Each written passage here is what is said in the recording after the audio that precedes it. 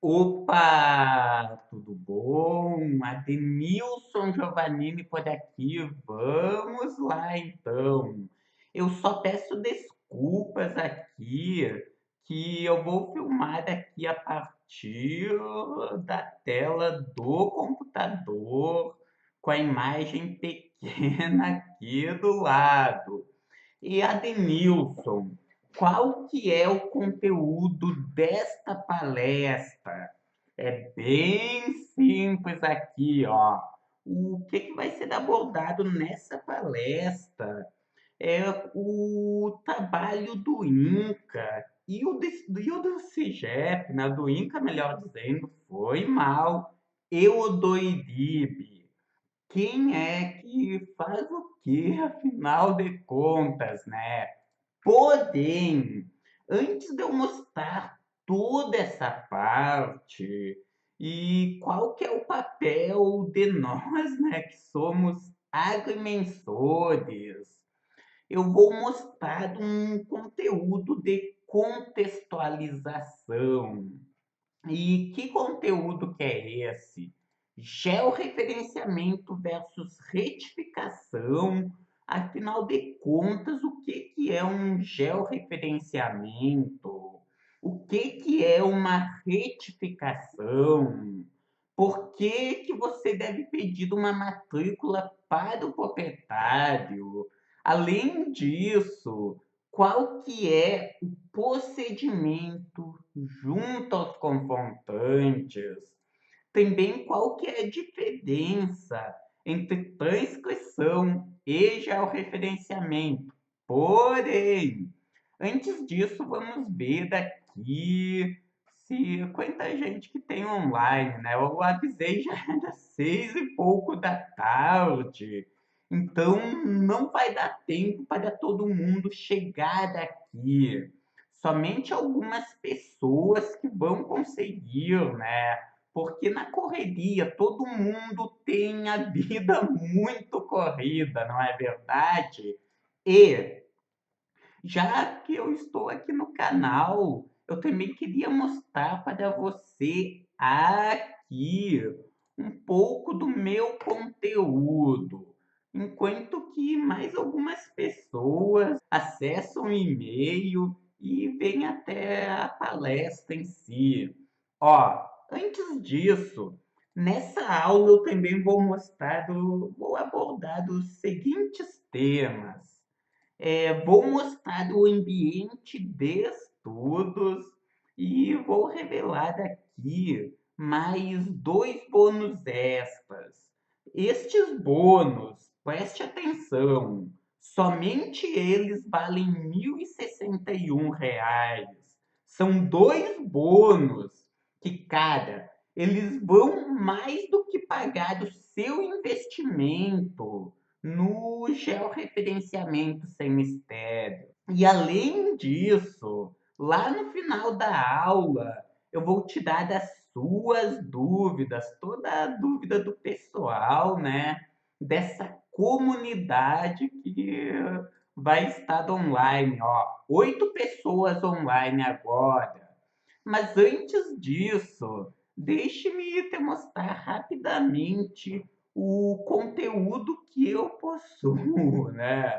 Que, como eu disse, o cara na correria muitas vezes não tem tempo de assistir e tá procurando na internet conteúdo. Acaba querendo conteúdo lapidado. E eu produzi uma série de vídeos. Tem mais de 200 vídeos no meu canal. Sendo que, ó, aqui nas playlists, dicas práticas sobre legislação cadastral, ó. Deu uma espiadinha aqui. Uma série de vídeos aqui, ó, Espólio é o conjunto de sobre bens e de dicas dívidas práticas. do falecido. Cara, é muito conteúdo que eu tenho no canal, muito conteúdo mesmo. Além disso, ó, georreferenciamento de imóveis rurais tem 18 vídeos aqui, tem 16 dúvidas respondidas, Também tem muito mais conteúdo aqui sobre georreferenciamento. Tem um mini curso completo de produção de mapa para licenciamento ambiental, uma série de aulas aqui. Também, ó, georreferenciamento, 16 vídeos sobre o procedimento a campo. Tem uma aula aqui de utilização do AutoCAD, tem uma série de dicas sobre o levantamento de dados a campo, uma série de vídeos aqui sobre cartografia. E, cara, ó, só essa playlist aqui, ó. Como ter um escritório que lucra R$ 20.000 por mês só. Vou pausar daqui para não dar de inteiro. Ó, olha a quantidade de aulas. É um absurdo. Opa, tudo bom? Adenilson Giovannini. O que mais que eu tenho aqui, ó? Um curso de AutoCAD completo. Antes tem uma série de vídeos sobre licenciamento ambiental, foi mal. Um curso de GPS Garmin ETEX 10. É uma série, no caso, de 9 aulas. Daí aqui tem uma palestra antiga, mais alguns materiais. Aqui tem dois vídeos sobre CCIR. Tem depoimento aqui, os depoimentos dos alunos, alguns depoimentos. PPP, mais alguns vídeos sobre posicionamento por ponto preciso. Dois vídeos da estação total. 6 vídeos é sobre o que eu vou falar logo em seguida aqui, ó. 6 vídeos sobre retificação de área. Retificação de área. Retificação extrajudicial aqui, ó. Introdução à retificação, retificação de ofício, por simples requerimento aqui, cortei o requerimento, comi ele, né? Retificação por procedimento sumário, não, acho que só não está aparecendo aqui, ó. Vamos ver daqui, ó. Exatamente. Daí, retificação por procedimento ordinário e mais algumas dicas de ouro. Daí, além disso, ó, retificação, posicionamento pelo GNSS, desmembramento, produção de plantas, cálculo de volume, perfil topográfico e curvas de níveis. Cara, tem muito conteúdo mesmo aqui. Além disso, no meu blog, eu tenho mais de 45, se não me engano, é 47 artigos. Ó, tem alguns erros aqui, porém, olha aqui deste lado, ó, os tópicos. Topografia cadastral, ó, topografia cadastral, vamos dar uma olhadinha aqui. Só para você ver, ó, vários artigos sobre topografia cadastral aqui, ó. Por exemplo, CIGEP Inca, cálculo de área. Enfim, tem muito conteúdo mesmo. E você tá achando que é o bastante? Calma, ainda tem mais aqui, ó.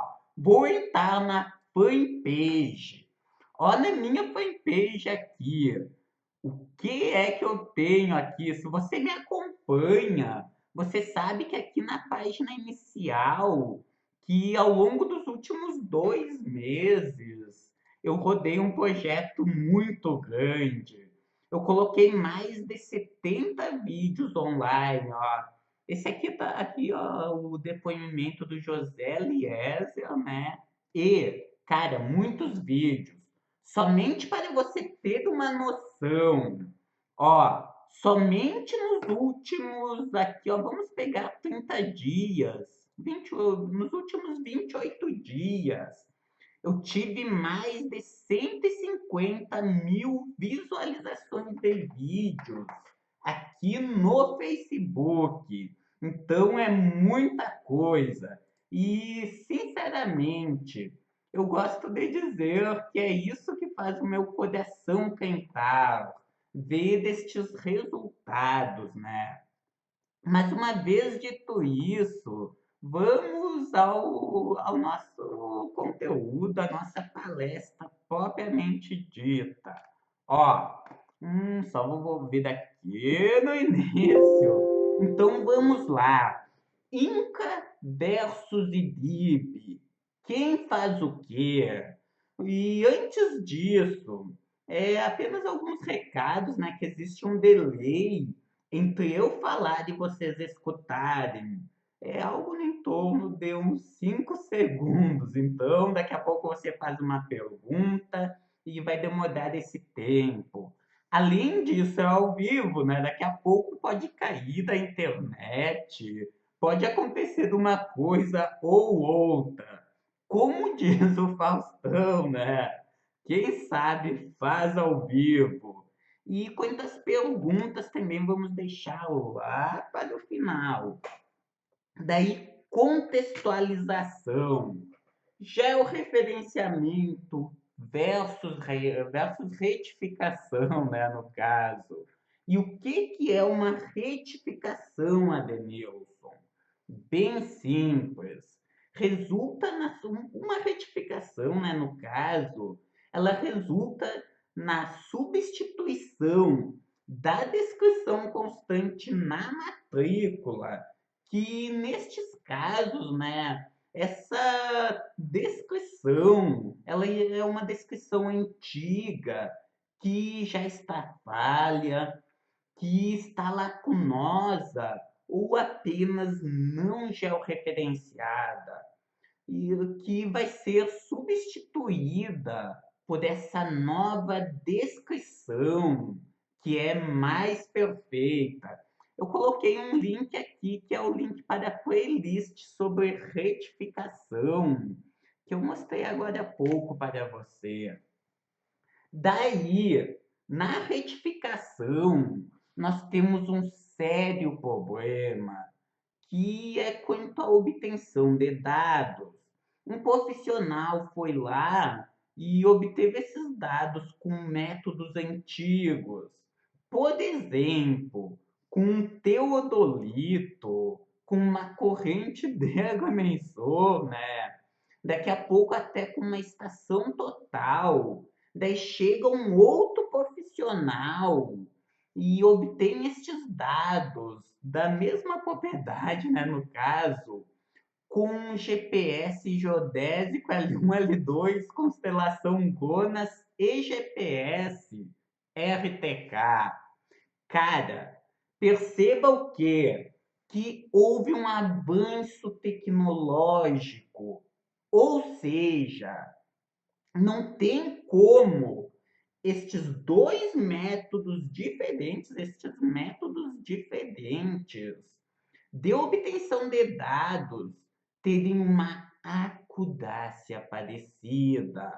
Métodos antigos têm uma acudácia mais ruim. Imagine uma leitura numa mida lá, meio distante, com um teodolito, em um lugar inclinado, onde que os cálculos eram feitos todos à mão.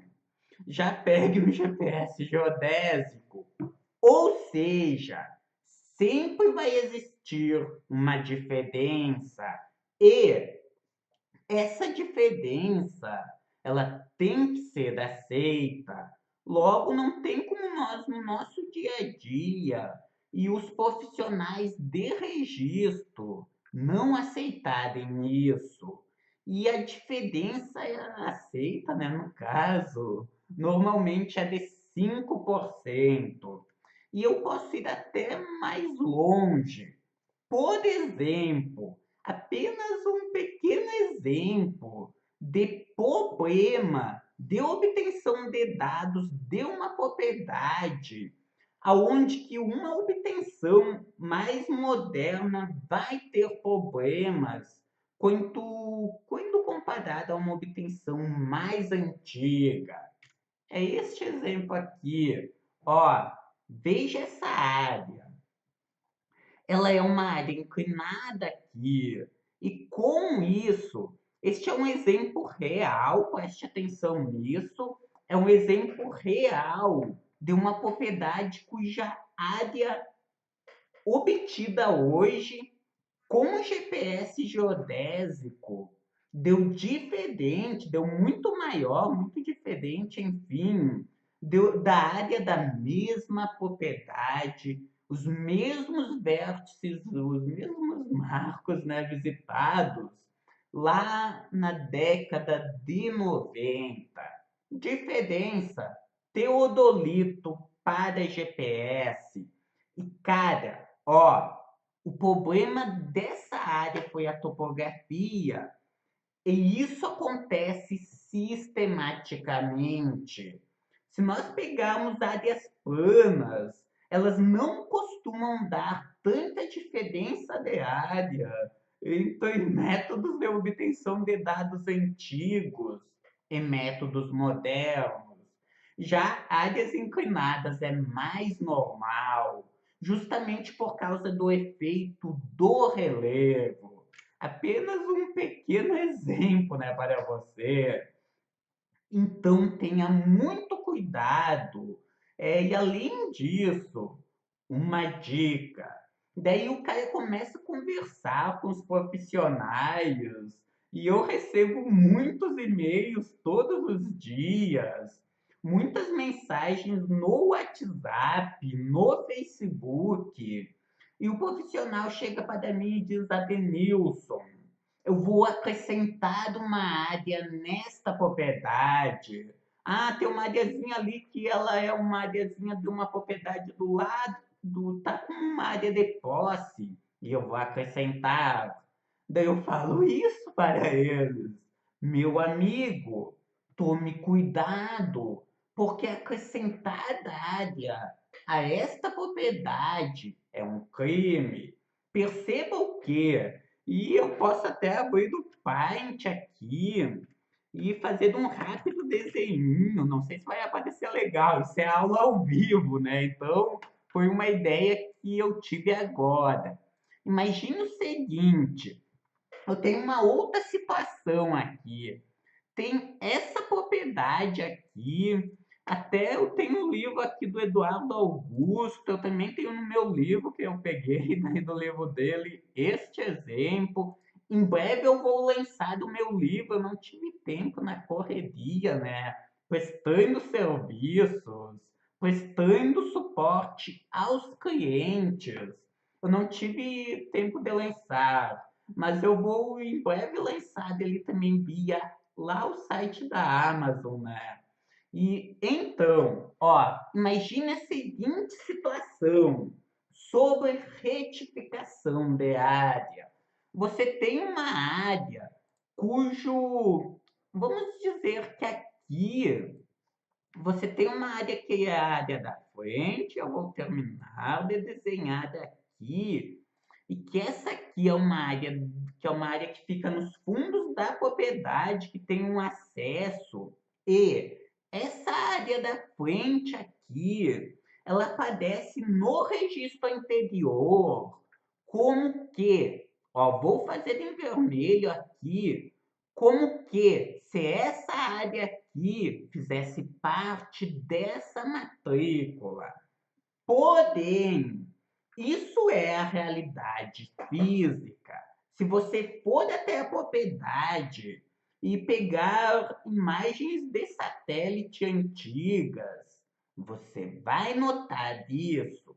Opa, aparece como que se essa linha aqui, ó, ela simplesmente não existisse. Só que a realidade jurídica, ela é diferente. A realidade jurídica diz o seguinte: existe um lote aqui que possui seus limites bem nesse local. Então a pergunta que fica é: o que é que vale neste estudo de caso específico? É a realidade física ou a realidade jurídica? Simples. Sempre é a realidade física. Preste atenção nisso. De nada adianta ir de um perito lá a campo, ou se não, pegar imagens antigas, quem sabe tiradas por alguém, ou quem sabe imagens de satélite, e querer dizer, não, mas essa propriedade possui estes limites há 50 anos. E esta até é uma pergunta que muitos profissionais já me fizeram, ou alguma pergunta parecida. E eu digo sempre, meu amigo, é a realidade jurídica que interessa, porque o cara pode muito bem, lá há 50 anos atrás, ter invadido essa área aqui, que é uma área que está nos fundos da propriedade. Ele invadiu ela e anexou essa área. O que vale é a realidade jurídica.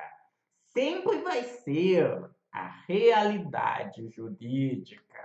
Então, vamos voltar aqui para a nossa apresentação. E o segundo tema é por que você deve pedir a matrícula para o proprietário. E eu sempre falo isso.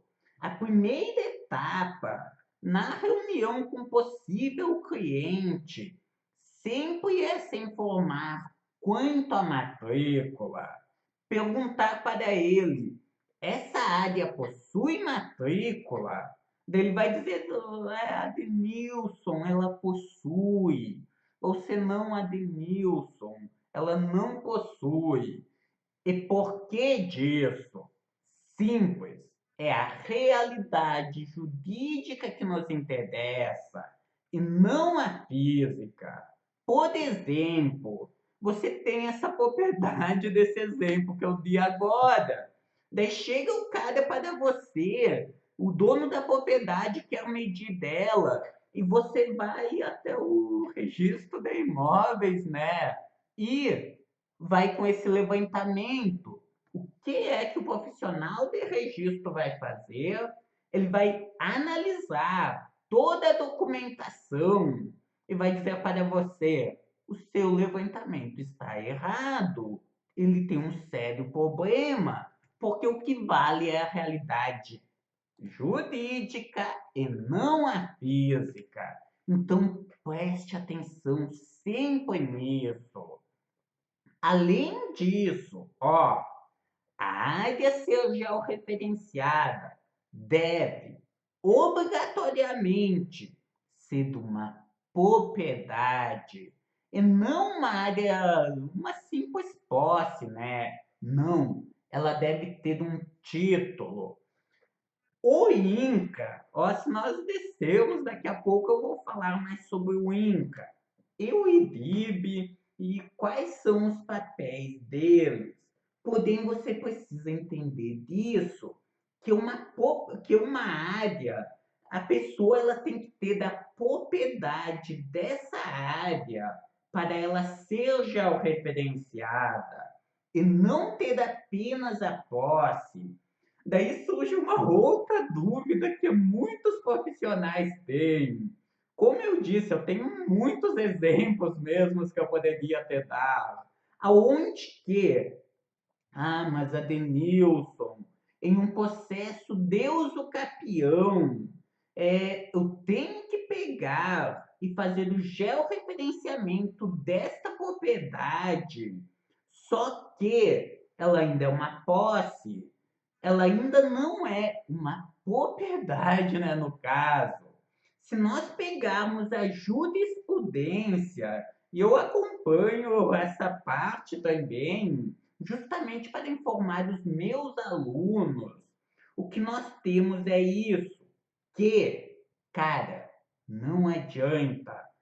Lá se nós, até tem um exemplo de um estudo de caso, onde que foi um juiz que pediu, né? O advogado tinha pedido para o cliente georreferenciar a propriedade.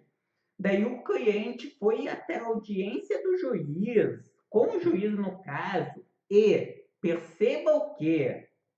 Que nessa audiência não existe nenhuma garantia de que essa pessoa vai conseguir ou não ter a propriedade.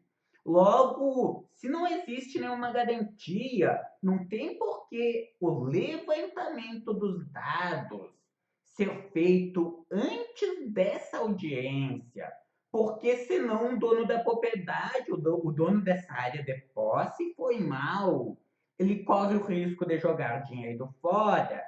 E ainda existem aqueles profissionais de registro aqueles, melhor dizendo, juízes, que dizem não, para a audiência a área tem que estar georreferenciada. Porém, peço desculpas, não georreferenciada, porque o georreferenciamento ele só vai se dar depois que o profissional de registro de imóveis ir lá no CIGEP e der o ok dele.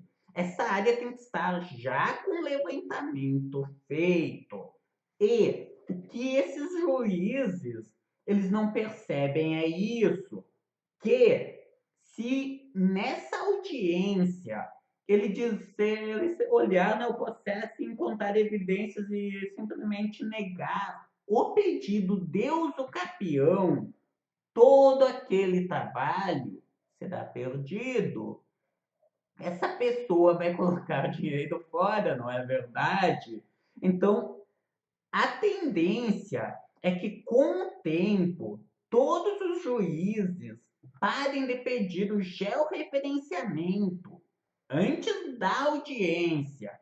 Ou seja, nessa audiência, a pessoa ela não vai adquirir a propriedade, ela vai adquirir, o juiz vai emitir um documento que vai ser um documento que vai dar o direito para ela conseguir a propriedade, porque ela só terá a propriedade no momento que essa área tiver com a sua matrícula agendada. Perceba isso. Só que, aí já vista que aconteceu a reunião com o juiz, essa audiência, e o aval do juiz, vamos falar assim, me fugiu a palavra agora, foi positivo. O que essa pessoa tem que fazer imediatamente é pedir o georreferenciamento desta propriedade. Apenas um outro exemplo prático. E quanto à posse, né? Nós temos aquelas situações que são situações típicas de simples posse e não de propriedade, como, por exemplo, uso adverso, ou senão uma sucessão não regularizada aqui. E a Denilson, e quanto a confrontantes, qual que é o procedimento? Cara, sempre é necessário, foi mal, conseguir a anuência destes confrontantes. Vamos fazer o seguinte, eu vou mandar essa palestra para você por e-mail amanhã, e aqui tem o link para um artigo de lá do Eduardo Augusto, da Carta Inequívoca de Anuência. Apenas um cuidado é que a área confrontante, ó, preste atenção nisso, ela pode mudar no decorrer do processo. Como assim, Adenilson? Você deve estar pensando, né? Bem simples. A área confrontante, uma das áreas confrontantes, né? Pode ser desmembrada, pode acontecer uma fusão de áreas, ou seja, ela pode mudar. Então sempre esteja atento a isso. Daqui a pouco você foi lá, conseguiu o serviço, também foi lá a campo, levantou os dados, daí pegou e produziu todo o dossiê. E neste intervalo de tempo, um confrontante vendeu parte e teve já essa área já referenciada. Teve, melhor dizendo, uma matrícula gedada lá no registro de imóveis. Ou seja, no momento que essa matrícula foi gerada, se você após esse evento entrar com um pedido de georreferenciamento junto ao registro de imóveis, ele vai estar desatualizado. Perceba isso, que você vai ter que ir a campo e obter novamente os dados deste ponto. Além disso, não, eu tinha pensado que tinha um outro recado, mas é daqui a pouco. Além disso, o que mais que nós temos, meu amigo, minha amiga? A diferença entre transcrição, matrícula e georreferenciamento. Mas, Adenilson, essa história de transcrição, que a transcrição, ela é um documento ruim, ela representa muito mal e só dá problema. Eu vou concordar com você na parte que ela dá problemas, porém, não no resto. Porque a transcrição, ela era muito bem, né? E funcionava muito bem na sua época, até a década de 50, de 60. E por que isso? Porque o país tinha muita área ainda que nem sequer ser povoada era, né? Quer dizer, não por nós de origem europeia. Já tinha somente os índios que moravam aqui. Então, se sobrava área, quiçá, né, pensar-se em haver disputa por uma área. Ou seja, uma simples transcrição funcionava muito bem para aquela época. Daí, Adenilson, transcrição é algo que eu ouvi muito falar, porém eu não conheço, então eu te apresento uma transcrição aqui, ó. Um sítio com 100 hectares, localizado no bairro das Palmeiras, confrontando com a linha férrea, com a estrada municipal, foi mal e com o rio de Conchas. Isso é uma transcrição. Perceba que é uma rápida descrição, como eu disse. Funcionava bem lá para a época que ela existia. Já temos um modelo aqui de uma matrícula simples com azimutes aqui. Daí aqui, ó, o problema é o quê? Essa matrícula aqui, ela tem um problema que um azimuth está errado. Daí você me diz, mas Adenilson, a inscrição não funciona. Matrícula é muito melhor. Porém, cara, e se tiver um dado errado? Simples. Pode pegar essa matrícula e jogar no lixo, não é verdade? Então, ó, cuide aqui, os dados estão errados. Daí o georreferenciamento, o que ele acrescentou? No caso aqui, foi a geoespacialização dos dados. Ó, um modelo de uma matrícula truncada, uma matrícula antiga. Já aqui, ó, tcharam, uma matrícula com os vértices em coordenadas UTM.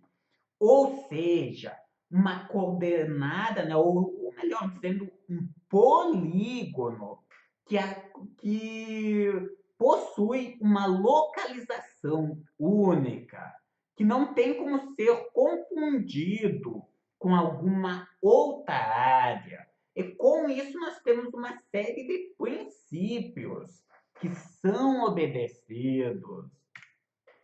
Então, a Lei 10.267, né? Ela em si, a lei do georreferenciamento, ela fez importantes alterações na lei dos registros públicos.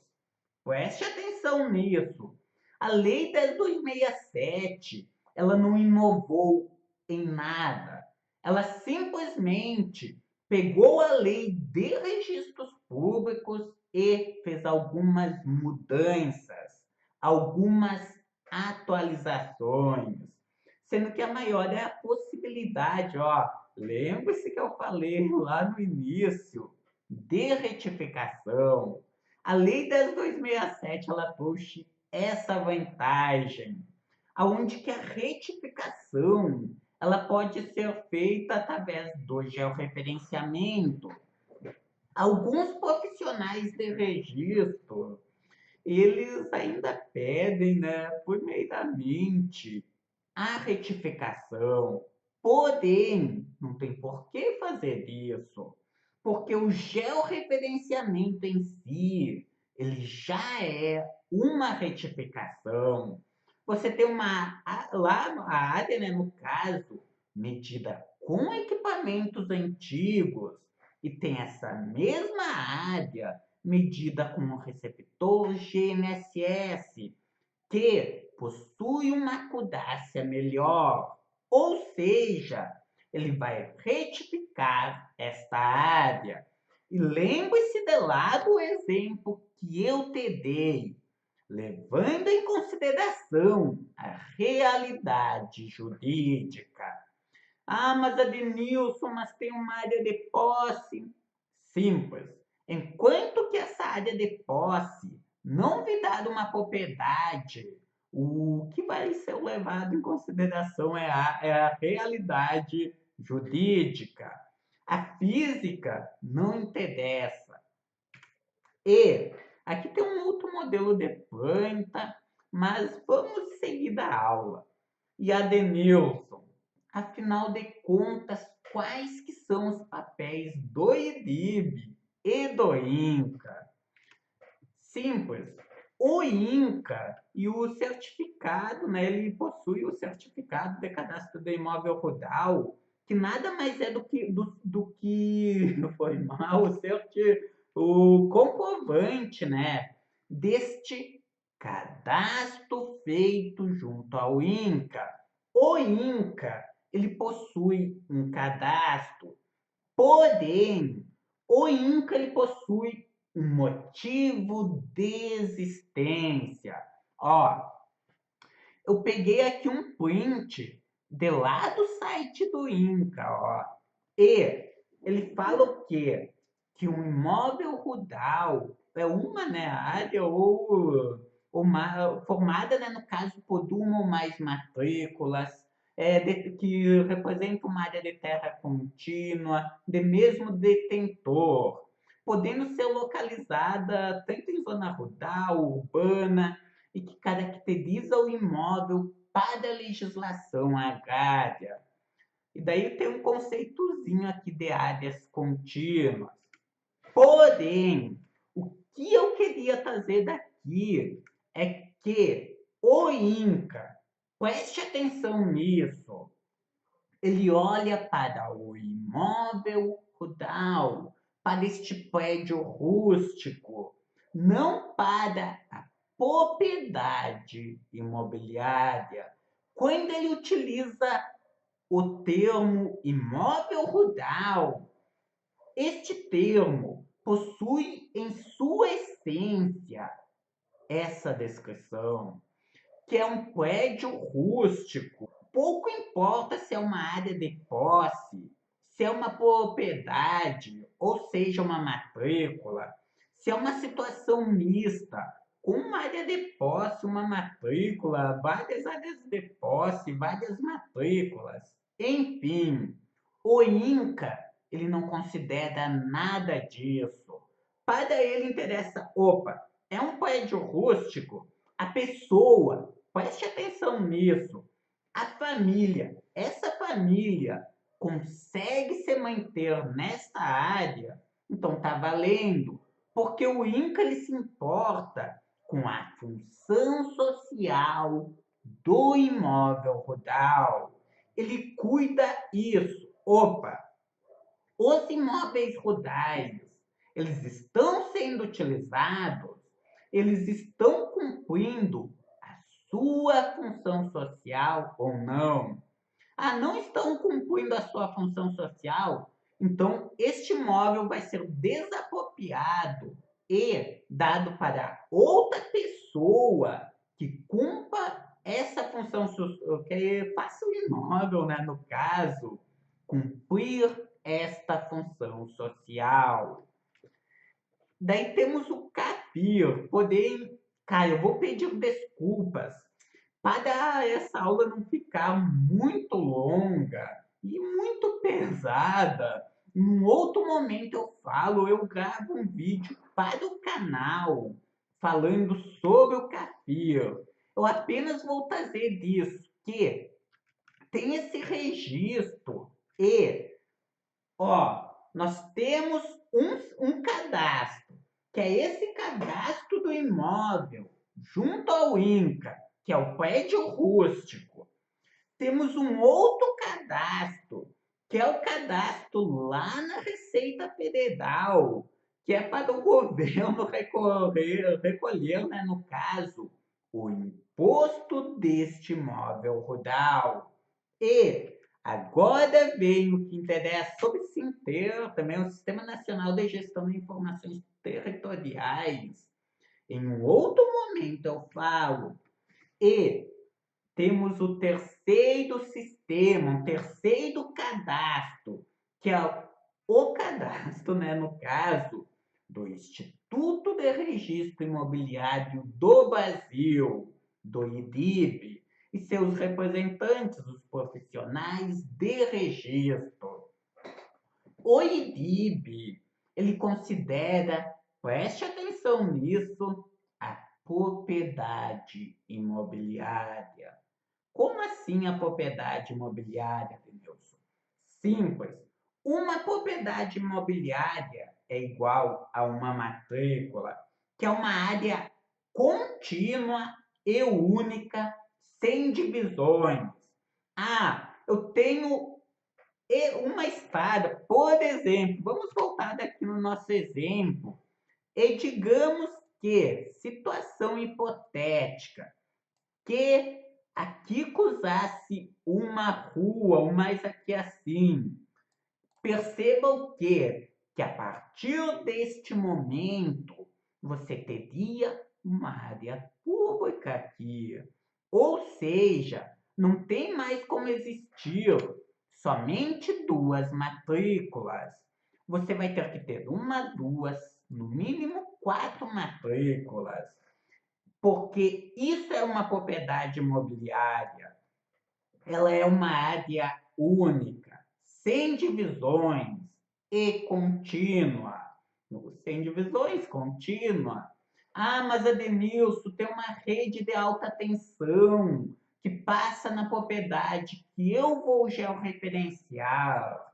E tem a faixa de domínio. E eu tenho que georreferenciar. Eu não vou precisar fazer duas matrículas. Resposta já foi dada, não é verdade? A partir do momento que existe essa faixa de domínio, não é mais uma área contínua. Não tem mais como ter apenas uma matrícula.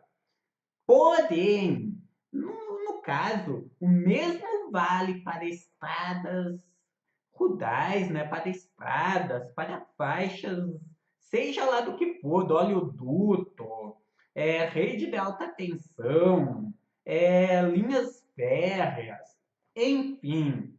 Porém, existem exceções.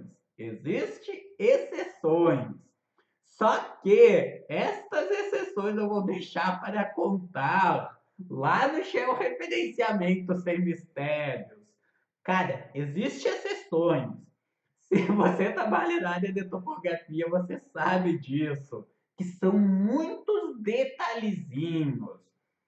E no que abrange a legislação vigente, isso também se aplica. Para toda a regra, existem aqueles casos específicos que existem exceções.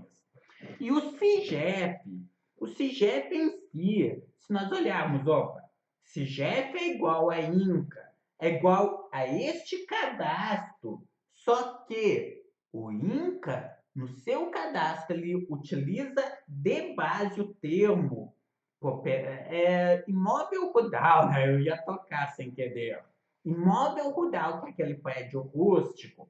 Ou seja, cara, o CIGEF ele aceita qualquer coisa.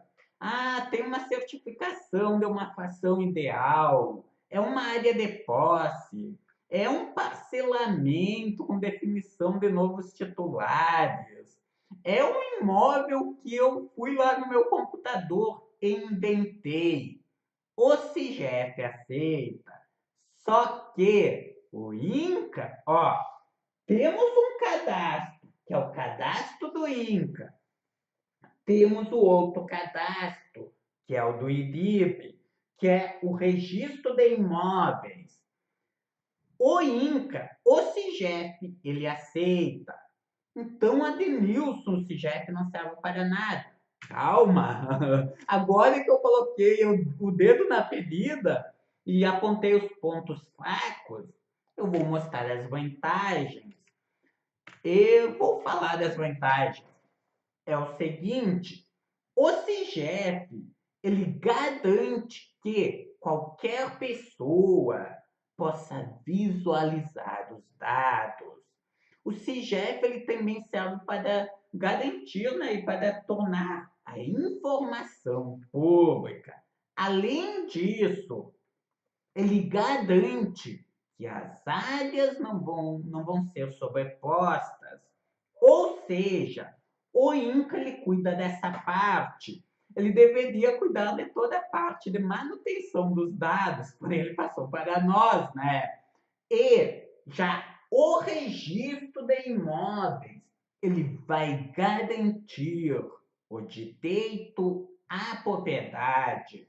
Você vai chegar com a documentação, no caso, lá no registro de imóveis, e o profissional de registro ele vai olhar cuidadosamente esse dossiê. Se tiver, né, no caso, problemas com uma área confrontante, ele vai dizer, negado, essa área tem problemas, não tem como georreferenciar. Então, os dois sistemas, eles se complementam, né, no caso. Tem uma imagenzinha, eu vou deixar essa imagenzinha aqui. E é por isso, né, que o registro imobiliário, resumindo, ele deve cuidar da qualificação jurídica. O INCA ele cuida do sistema. Opa, existe ou não existe sobreposição? Qualquer pessoa pode visualizar qualquer área. O IDIB, através dos profissionais de registro, ele vai garantir propriedade imobiliária. E o agrimensor, né, nessa história toda, Denilson, onde que nós ficamos? Simples. Nós somos quem garante a natureza matemática. Se você chegar com uma propriedade até o profissional de registro de imóveis e essa propriedade tiver algum problema e precisar de uma retificação, porque possui uma coordenada errada, um ângulo errado, esse profissional de registro, ele não vai fazer desse cálculo, porque ele não está habilitado para isso. Ele vai entrar em contato com você e você vai fazer esta retificação no caso. Além disso, toda a parte de preparação, de realização do levantamento, de processamento, de ajustamento, produção da planilha ODS, das peças técnicas, a assinatura, a anuência dos confrontantes e, finalmente, levar tudo até o registro de imóveis.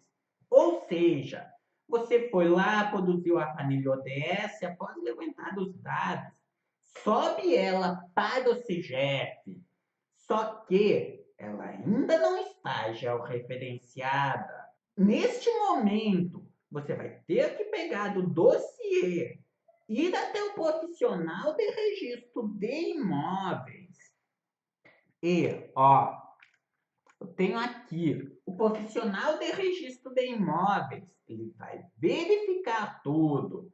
Ele vai conferir se alguma área de algum confrontante não foi desrespeitada.